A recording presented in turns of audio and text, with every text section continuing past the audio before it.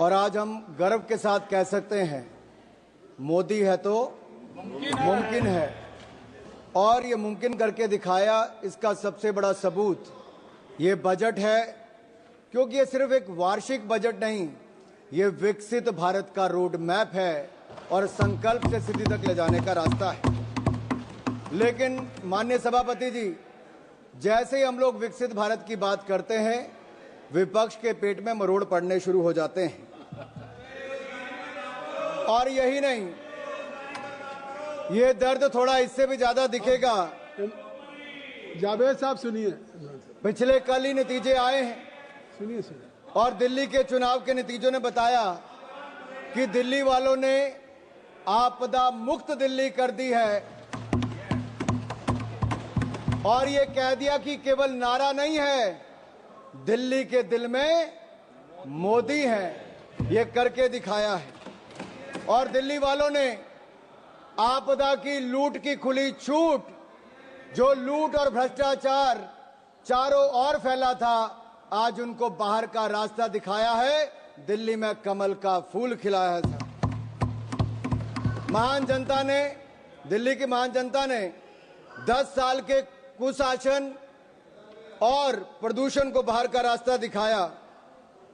दिल्ली की जनता ने मोदी जी के विकास का मार्ग चुना है। आज मैं ये कह सकता हूं, आज अंधेरा छटा है, आपदा का बादल फटा है, दिल्ली के सौभाग्य का सूर्योदय हुआ है, क्योंकि दिल्ली में कमल खिला है, दिल्ली में कमल खिला है। यही नहीं, हमारे बड़े बुजुर्ग कहते हैं कि जब माता लक्ष्मी आपके ललाट पर आपका तिलक करने आए तो मुंह धोने ना चले जाएं, फटाफट अपना तिलक कराएं। और इसी तरह का अवसर किसी को गंवाना नहीं चाहिए। ऐसा ही मोदी सरकार ने अवसर दिया, जहां मां लक्ष्मी आप सबके द्वार आई है। 12 लाख तक कोई टैक्स नहीं लगेगा, इनकम टैक्स नहीं लगेगा, जो आज तक संभव नहीं हुआ। इसलिए तो कहते हैं मोदी है तो मुमकिन है, क्योंकि 12 लाख तक जीरो टैक्स कर दिया है। और मैं विपक्ष के मित्रों से कहना चाहता हूं, अब तो थोड़ा चेहरे पे मुस्कुराहट लाइए, पूरा देश खुश है भाई, आपको भी टैक्स नहीं देना पड़ेगा। मैं आगे बताऊंगा इंदिरा जी के समय क्या क्या होता था। आज भारत के 4 ग्रोथ इंजन तय हुए हैं, एग्रीकल्चर हो, एमएसएमई हो, इन्वेस्टमेंट हो या एक्सपोर्ट हो। और हमने जो विकसित भारत के लिए लक्ष्य तय किए हैं माननीय सभापति जी, वो भी सन 2047 तक शून्य गरीबी होगी, गरीबों को गरीबी से मुक्ति मिलेगी। वहीं पर 100% गुणात्मक शिक्षा दी जाएगी, हर व्यक्ति को अच्छी स्वास्थ्य की सुविधा और सस्ते दाम पर दी जाएगी। और वहीं पर श्रमिकों का कौशल विकास होगा और उचित उनको रोजगार के अवसर दिए जाएंगे। हमारे विकास की भागीदारी में महिलाओं को 70% उनका योगदान इकोनॉमिक एक्टिविटीज में होगा। और हमारे किसानों के दम पर भारत दुनिया की फूड बास्केट बनेगी, यानी कि food basket of the world हम भारत को बनाकर दिखाएंगे।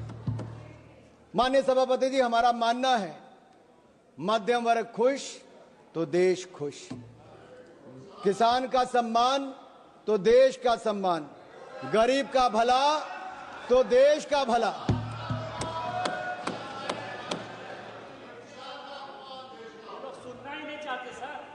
सभापति जी, अगर मैंने देश के सम्मान की बात की, गरीब के कल्याण की बात की, मध्यम वर्ग के खुशी की बात की, तो इनको दर्द क्यों हुआ है? क्योंकि 60 वर्षों तक आपने दर्द दर्द और दर्द ही दिया है और हमने दर्द से मुक्ति दिलाने का काम किया। और वो मोदी जी ने दी मध्यम वर्ग को राहत, तो विपक्ष को हुई आहत। और इनका दर्द दिखाता है, ना इनको मध्यम वर्ग से मतलब है, ना ही गरीब से। और इनका तो वही घिसा पिटा पुराना टेप रिकॉर्ड चल रहा है, कुछ नया तो है ही नहीं, नई सोच नहीं, कुछ नया कहने के लिए नहीं। महोदय, इस बार विदेशी चिंगारी ना होने का असर साफ दिख रहा है। और ये विपक्ष पर विदेशी चिंगारी ना होने का असर साफ दिख रहा है। उधर चिंगारी बुझी और इधर विपक्ष बुझ गया है। समझ रहे हैं ना आप? निशिकांत जी ने सुबह बताया भी था थोड़ा सा, और समझदार को तो इशारा ही काफी होता है। इनके जमाने में इनकम टैक्स का चाबुक चलता था, टैक्स टेररिज्म था, और ये टैक्स का चाबुक चलाने वाले हमसे पूछ रहे हैं कि आपने बजट ऐसा क्यों दिया है। और राहुल गांधी जी क्या कहते हैं? नेता प्रतिपक्ष कहते हैं, Rahul ji calls it as a band-aid budget. अरे आप लोग घाव देते रहे, हम घाव भरते रहे।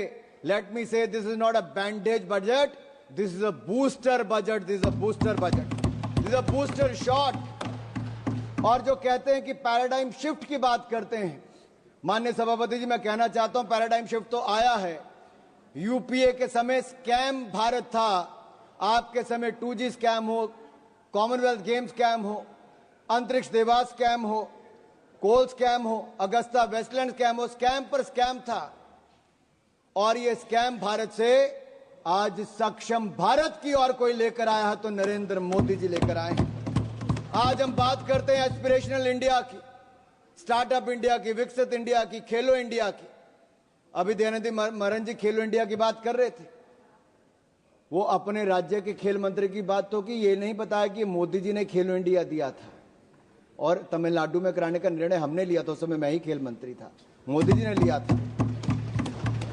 And let me say this to each and everyone, aspirational India will not sit until we make India विकसित।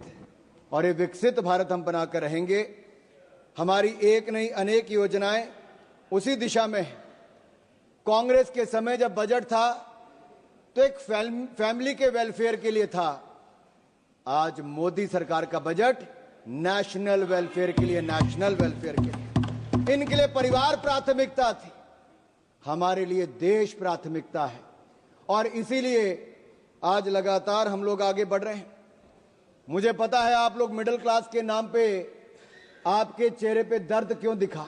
ये दर्द जो झलका है ना साहब इनका, इनके लिए मिडिल क्लास के वर्ग, टैक्स पेयर, इनकी तिजोरी भरने वाला था। टैक्स तो मिडिल क्लास देता था, घोटालों में कांग्रेसी पैसा खा जाते थे, एक के बाद दूसरा स्कैम करके दिखाते थे। इन लोगों के लिए मिडिल क्लास इनकी तिजोरी भरने वाला है। हमारे लिए मोदी जी के लिए मिडिल क्लास ग्रोथ पार्टनर है, देश के विकास का भागीदार है। इनके समय टैक्स टेररिज्म था, टैक्स कलेक्शन, उस पर प्रेशर बनाया जाता था। हमारे समय टैक्स में राहत दी जाती है और साथ ही साथ टैक्स कलेक्शन बढ़ाकर भी दिया जाता है। One nation one tax, GST लाने का किसी में दम था तो प्रधानमंत्री नरेंद्र मोदी जी लेकर आए।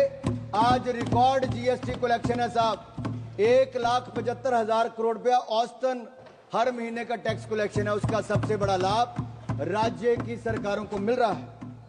और ये बजट केवल जीडीपी का आंकड़ा नहीं, या मैं कहूं जीडीपी का नहीं, जो ग्रॉस डोमेस्टिक प्रोडक्ट आप कहते हैं वो नहीं, ये जीडीपी हमारे लिए है गरीब, देशभक्ति और प्रगति।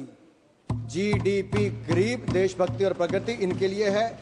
मिडिल क्लास का पैसा अब कांग्रेस के खाते भरने के लिए नहीं, मिडिल क्लास के अपने खाते में जाएगा। क्योंकि मिडिल क्लास के भाई और बहनों, अब आपको 12 लाख तक कोई टैक्स नहीं देना पड़ेगा, आपको टैक्स मुक्त कर दिया जाएगा। राहुल जी जीरो चेक कर लीजिए, 1 जीरो और भी। अच्छा सुप्रिया जी नहीं दिखाता, चलो सुप्रिया जी ने कहा मैं नहीं दिखाता। ये कांग्रेस की सीटों की बात नहीं है, मैंने छोड़ दिया सुप्रिया जी। सुप्रिया जी वो रेफरेंस सुप्रिया जी, अगर आपको लगता है कि हमने मध्यम वर्ग के लिए 0% टैक्स किया है 12 लाख तक, अगर आपको लगता है दर्द हुआ है, आपको इससे खुशी नहीं है, तो आपकी खुशी से ज्यादा हमें देश के करोड़ों मध्य वर्ग के चेहरे पे खुशी दिखती है, क्योंकि ये देश के विकास में एक बड़ा योगदान देने वाली। ये जीरो गिनने की बात आप उनको मत एड्रेस करिए, आप इधर एड्रेस। माननीय सभापति जी, ये जीरो चेक करने की बात मैंने राहुल गांधी जी से की, और वो आपने रेफरेंस दिया है, और मैंने रेफरेंस दिया है। और मैं आप सबके सामने पूछ, माननीय सभापति जी, सन 2014 के लोकसभा चुनाव दिल्ली की जनता ने कांग्रेस को कितनी सीटें दी? 2015 के विधानसभा में कांग्रेस को कितनी सीटें दी? 2019 के लोकसभा में कितनी सीटें दी? 2020 के विधानसभा में कितनी सीटें दी? 2024 के लोकसभा में कितनी सीटें दी? 2025 के विधानसभा में कितनी सीटें दी? अगर ये जीरो का रिकॉर्ड बनाने का काम किसी ने किया है तो राहुल जी के नेतृत्व में कांग्रेस पार्टी ने किया है। आप नहीं, nothing will go on record, nothing will go on record. Sir, ये दिल्ली वालों ने तो कांग्रेस को बड़ा जीरो दे दिया, अब बंगाल में भी तृणमूल का जीरो होने वाला है। Kindly address to the chair, nothing will go on the record except Anurag Thakur ji. Please you address. Sir, मैं मध्य वर्ग पर टैक्स की बात कर रहा था। सर, मेरा तो उस समय जन्म भी नहीं हुआ था, लेकिन 28 फरवरी 1970, सर मैं जून 1975 की बात नहीं कर रहा जब इंदिरा जी ने इमरजेंसी लगाई थी, मैं 28 फरवरी 1970 की बात करता हूं जब इंदिरा गांधी जी ने बड़ी निर्ममता के साथ इस देश के सामने मिडिल क्लास पर टैक्स लगाने की घोषणा की थी। और मैं एक टेप लाया हूं, मैं सुना दूं आपके सामने। इंदिरा जी का भाषण सुनाऊं थोड़ा सा? क्या था? नहीं, जमा कर दीजिए, नहीं जमा कर दीजिए, आप जमा कर दीजिए। नहीं, इनमें से बहुत सारे नहीं, आप सर, इंदिरा जी ने नहीं सर, ये कांग्रेस पार्टी, कहां मैं इजाजत दे रहा हूं, आप बैठिए।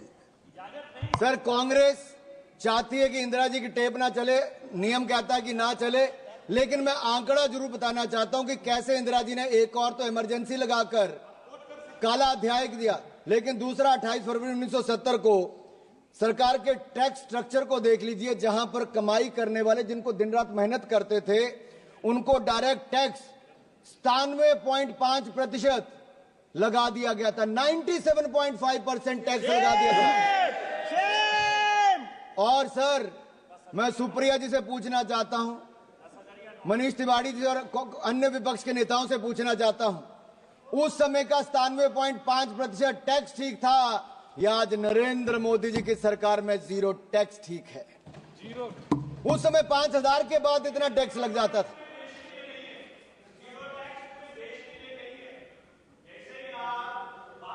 रिकॉर्ड में नहीं जा रही,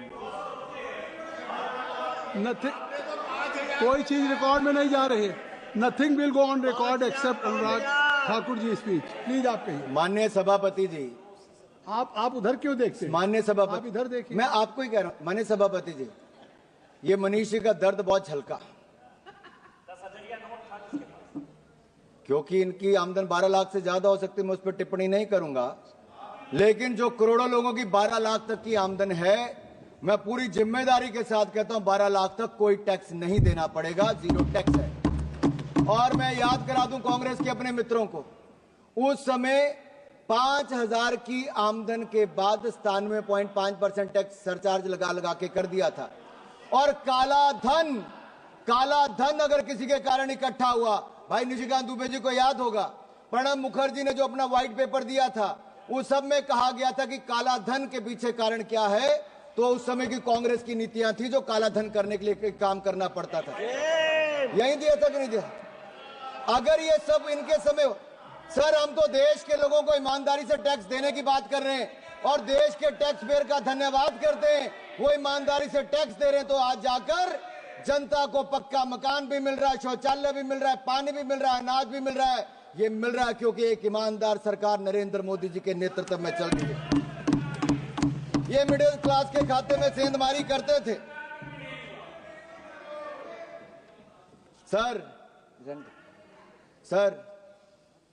लीडर ऑफ ऑपोजिशन है नहीं, शायद वो आलोपित हो गए हैं, मैं इस पे नहीं कहूंगा। सर वो बार सर सर बैठे बैठे मत टिप्पणी करिए जावेद साहब।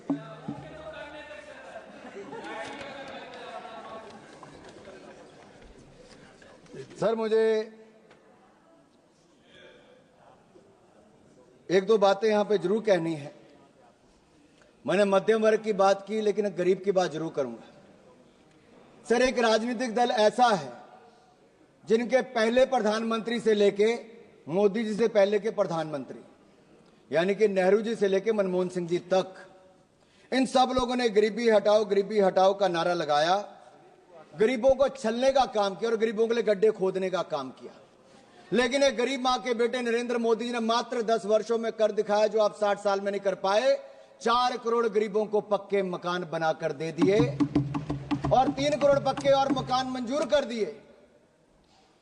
लेकिन इनके किसी सांसद की सदस्यता जाने पर जब मकान खाली करने को कहा जाता है तो इनका दर्द तब झलकता है कि मकान खाली कर दिया, मकान नहीं है। आप सोचो 70 साल तक वो लोग कितने अपने मकान को छोड़ना पड़ता था, और मोदी जी ने तो 25 करोड़ गरीबों को मल्टी डिमेंशनल पॉवर्टी लाइन से बाहर निकाला है। ये अपने आप में दुनिया कहती है कि क्या शानदार काम Narendra Modi. But sir, the people who have a habit to go overseas and speak in universities like Oxford, Cambridge, and they say poverty is a state of mind, तो इनके माइंड दिखते हैं, इनकी सोच दिखती क्या है। हमने विदेशी मानसिकता नहीं रखी, हमने देशी अपना जो तरीका है उससे काम किया, और जहां एक और हमने करोड़ों गरीबों को पक्का मकान बनाकर दिया। हमने संकल्प लिया है 2047 से पहले भारत को गरीबी मुक्त करेंगे, जीरो पॉवर्टी बाय 2047 करके दिखाएंगे। लेकिन सर, कुछ लोगों की दिक्कत है। कुछ लोग अमेठी रायबरेली जाते हैं तो उनको तो झोंपड़ियां चाहिए थी, सड़कों पे लेटे हुए गरीब चाहिए थे, फोटो सेशन के लिए झोंपड़ी होनी बहुत जरूरी थी, वर्षों तक ये होती रही, कलावती चाहिए थी। अभी वो पिछली बार जरा साउथ से आके वापस नॉर्थ में आए तो पूछ रहे थे झोंपड़ी कोई मिली नहीं, फोटो सेशन कहां करवाएंगे। तो वहां के लोगों ने कहा, भाई नरेंद्र मोदी की सरकार ने पिछले 10 सालों में यहां के लाखों गरीबों के लिए पक्का मकान बनाकर दे दिया। अब उनको समृद्धि और स्वाभिमान के साथ जीना सिखा दिया है, और गरीबी रेखा के पार ले जाने का काम नरेंद्र मोदी जी की सरकार ने किया। मैं तो इतना ही कहूंगा, आपने गरीब और गुरमत में उनको रखा। सर, मुझे जो 1-2 बातें यहां पर और करनी है, मैं इतना ही कहूंगा सभापति जी, विपक्ष की बातों में सच का अभाव है, क्योंकि झूठ बोलना तो इनका स्वभाव है। और मैं आंकड़े देकर बताता हूं, अगर इनकी 2014 में 16 IIT थे, आज बढ़कर 23 हो गए, 13 IIM थे, आज बढ़कर 21 हो गए, 9 IIIT थे, वो 25 हो गए, 7 एम्स थे, 24 हो गए, 308 मेडिकल कॉलेज थे, 760 हो गए, 740 यूनिवर्सिटी थी, 1200 यूनिवर्सिटी हो गई, 74 एयरपोर्ट थे, 160 एयरपोर्ट हो गए, 91,287 किलोमीटर नेशनल हाईवे था, जो आज बढ़कर 1,50,000 किलोमीटर से ज्यादा हो गया। ग्रामीण सड़कें 3,23,000 किलोमीटर थी, आज 7,60,000 किलोमीटर हो गई। 248 किलोमीटर मेट्रो था, आज 1,000 किलोमीटर होकर दुनिया का तीसरा बड़ा मेट्रो बन गया। हमारी बिजली का उत्पादन 247 गीगावाट से बढ़कर 447 गीगावाट हो गया। यही नहीं, हमारा देश जो 10वें नंबर की अर्थव्यवस्था था, आज दुनिया की 5वीं बड़ी अर्थव्यवस्था बन गया है, और अगले 3 सालों में दुनिया की तीसरी बड़ी अर्थव्यवस्था बन जाएगा। जो कहते थे कि बजट कहां बढ़ा है, माननीय सभापति जी, डिफेंस का बजट 2013-14 में 2,03,499 करोड़ था, जो रिकॉर्ड बढ़कर 6,81,210 करोड़ रुपया हो गया। यही नहीं, सड़कें बनाने का, रोड ट्रांसपोर्ट का बजट इनके समय 25,476 करोड़ था, जो बढ़कर 2,87,000 करोड़ हो गया। रेलवे 27,000 करोड़ से बढ़कर 2,55,000 करोड़ कर दिया। होम अफेयर्स 53,371 करोड़ से बढ़कर 2,33,211 करोड़ हो गया। और यही नहीं, एग्रीकल्चर 17,395 करोड़ से बढ़कर किसानों के लिए 1,37,757 करोड़ हो गया। शिक्षा का बजट भी 71,000 करोड़ से बढ़ाकर 1,28,000 करोड़ से ज्यादा हो गया। और अच्छे स्वास्थ्य की सुविधाएं 27,000 करोड़ से बढ़ाकर आज लगभग 99,900 करोड़ हो गया। अनुप्रिया जी यहां पर बैठी हैं, MOS हेल्थ। और मैं यही नहीं, आपको कुछ आंकड़े और भी रखना चाहता हूं, लेकिन उससे पहले 1-2 बातें मैं और करूंगा। जहां एक और गरीबों के उत्थान के लिए हमने काम किया है, वहीं पर न्यूक्लियर एनर्जी मिशन के लिए 2047 तक 100 गीगावाट हमारी कैपेसिटी हो, तो न्यूक्लियर पावर कैपेसिटी प्राप्त करने के लिए स्मॉल मॉड्यूलर रिएक्टर के निर्माण के लिए 20,000 करोड़ रुपए का प्रावधान भी किया है और सन 2033 तक हमारे 5 इंडिजिनियस स्मॉल मॉड्यूलर रिएक्टर बनकर तैयार हो जाएंगे। यही नहीं सर, विपक्ष के कुछ नेताओं ने और विशेष तौर पर राहुल गांधी जी ने कहा कि उनको कुछ दिखता नहीं है। सर, ना उनको युवा दिखते हैं, ना युवाओं की उद्यमिता दिखती है। और मैं यही नहीं, ये लोग आइवरी टावर में रहते हैं, जहां खड़े वहीं के वहीं खड़े हैं। इनकी एक अलग अपनी दुनिया है साहब। ये ठहरे हुए पानी की तरह हैं, जिनको सड़ना मंजूर है लेकिन प्रवाहित होना मंजूर नहीं है। हमने तो मोदी जी के नेतृत्व में जो अभी आंकड़े बताए कि 2014 में भारत कहाँ था और आज 2025 में भारत कहाँ है। यही नहीं, हमारे युवाओं के पास नए आइडियाज हैं, इनोवेशन है, रेजोल्यूशन है, सॉल्यूशन है। लेकिन मैं एक सवाल इनसे पूछता हूं, 2014 से पहले स्टार्टअप कहां था? मोदी जी को युवाओं पर विश्वास था तो स्टार्टअप इंडिया लेकर आए।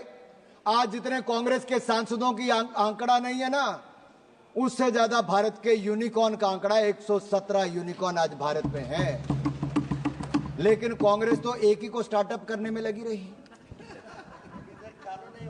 साहब, कितनी बार लॉन्च किया, ऐसा स्टार्टअप था कि वो पास ही नहीं हो पाया, बार बार फेल हो गया। और यही नहीं, अब तो हमारा प्रयास है, जहां एक और 1.5 लाख से ज्यादा स्टार्टअप्स बन गई। फर्स्ट टाइम एंटरप्रेन्योर्स की कैटेगरी के लिए जहां 5 लाख महिलाओं को, SC ST को अब 2 करोड़ रुपए तक का टर्म लोन देने का काम मोदी सरकार करेगी। एक बहुत बड़ा कदम। इससे पहले मुद्रा योजना हो, स्वनिधि हो या emergency credit line guarantee scheme हो, इन सबके माध्यम से बैंकों ने शानदार काम किया। लेकिन यूपीए के समय पॉलिसी पैरालिसिस तो थी, साथ में फोन बैंकिंग भी थी, क्योंकि मनीष जी ने अभी कहा कि पॉलिसी पैरालिसिस इनके समय था, फोन बैंकिंग भी थी। 12 में से 11 बैंक घाटे में थे, पीसीए फ्रेमवर्क में थे। हम 4R लेकर आए और हमने बैंकों को सुधार किया। आज 12 के 12 बैंक मुनाफे में हैं। अकेला एसबीआई 66,000 करोड़ रुपए का मुनाफा कमा रहा सर, 66,000 करोड़ का। यही नहीं सर, अगर आप देखिए, हम सर, मुझे 4-5 मिनट में खत्म कर दूंगा sir. If today we have to say, we can say Congress is anti business, anti entrepreneur and anti youth party. Sir, मैं एक आपके माध्यम से देश समाज के सामने, संसद सदन के सामने एक बात रखना चाहता हूं। एआई की बात की गई। क्या एआई केवल आर्टिफिशियल इंटेलिजेंस की बात है? मोदी ने कहा हम तो एस्पिरेशनल इंडिया को आर्टिफिशियल इंटेलिजेंस के साथ जोड़कर देख रहे हैं। लेकिन एआई एक एंटी इंडिया सोच के लिए भी है। सर, वो लोग जो सेंसेक्स के गिरने पर सेलिब्रेट करते हैं, झूमते हैं, जो फाइनेंशियल इंस्टीट्यूशन को डैमेज करने के लिए लगातार प्रयासरत रहते हैं, जो भारत के नुकसान करने की बार बार कोशिशें करते हैं, जो भारत को बदनाम करने का प्रयास करते हैं, क्या आपको लगता है देश के लोग कभी उनके साथ खड़े होंगे? ये एआई जो है ना, एंटी इंडिया वाले, इनके साथ कभी कोई खड़ा नहीं होगा। और सर, एक गठबंधन भी बड़ा था। वो कहते हैं ना, 7 फेरे भी लेने हो तो सत्यता, समर्पण और प्रेम ना हो तो वो 7 जन्म का साथ भी नहीं चलता, 7 महीने भी नहीं चलता। और यही इंडी गठबंधन के साथ वो आज तार तार होता नजर आ रहा है। आज छोटे छोटे दल भी कांग्रेस को कहते हैं कि इनका नेतृत्व हमें नहीं चाहिए। यही नहीं सर, लीडर ऑफ ऑपोजिशन के लिए, नेता प्रतिपक्ष के लिए मैंने पहले भी कहा था कि नेता प्रतिपक्ष का पद जिम्मेदारी और ईमानदारी का है। लेकिन इनसे जिम्मेदारी और ईमानदारी की उम्मीद करना वैसा ही है जैसे किसी बिल्ली को दूध की रखवाली करने के लिए बोल दो सर। और यही नहीं सर, हमने सेमीकंडक्टर को लेकर आए, बड़ी बड़ी हजारों करोड़ की इन्वेस्टमेंट आई। एस्पिरेशनल इंडिया को, आर्टिफिशियल इंटेलिजेंस को भी आगे लेकर आएंगे। सर, मैं 2 मिनट में बस खत्म कर रहा हूं। आर्टिफिशियल इंटेलिजेंस का इस्तेमाल मोदी जी भारत के सशक्तिकरण के लिए करना चाहते हैं, लेकिन विपक्ष के एक नेता इसको विभक्तिकरण के लिए करना चाहते, क्योंकि वो एआई का उपयोग कास्ट सेंसस के लिए करना चाहते हैं, जो आज भी जात पात से बाहर ना आना चाहते हो।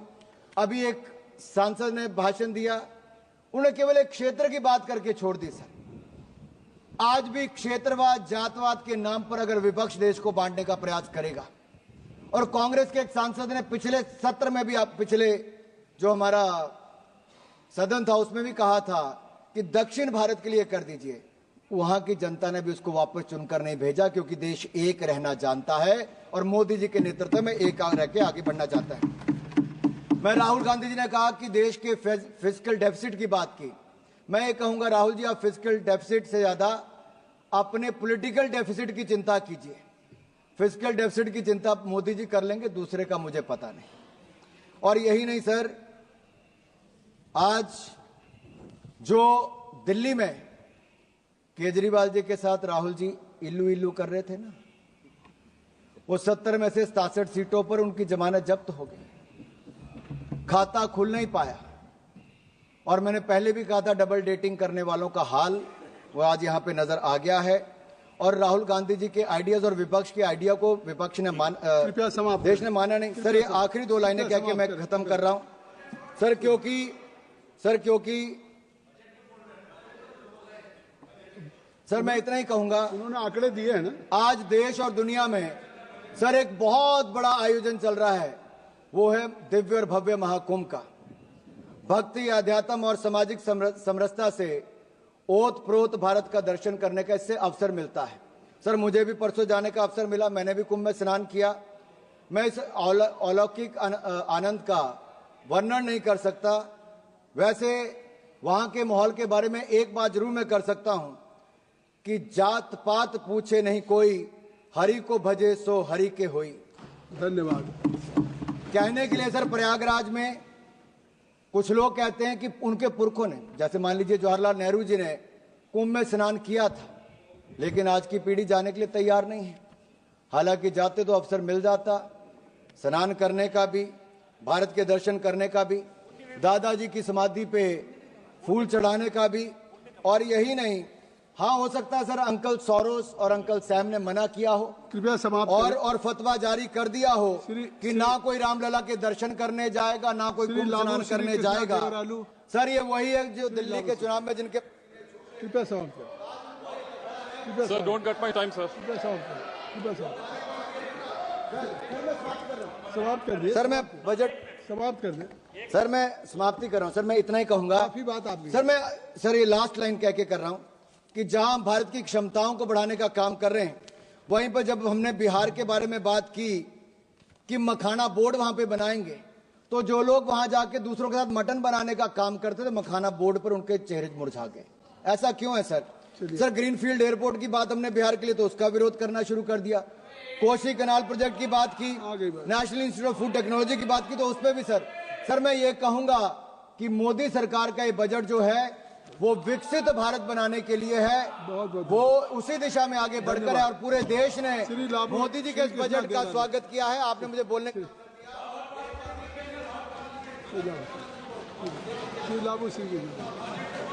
Sir thank you sir for allowing me to speak on union budget. Let him conclude sir. आपकी लास्ट लाइन तो हो गई कई बार। सर लास्ट लाइन सर, ये बजट एक फोर्स मल्टीप्लायर है। ये बजट बचत बढ़ाएगा, निवेश बढ़ाएगा, खपत बढ़ाएगा और विकास को भी तेजी से बढ़ाएगा। देश की नागरिकों की जेब में, उनके बैंक अकाउंट में पैसा बचाएगा और ये नागरिक मिलकर सब विकसित भारत का जवाब दे दिया।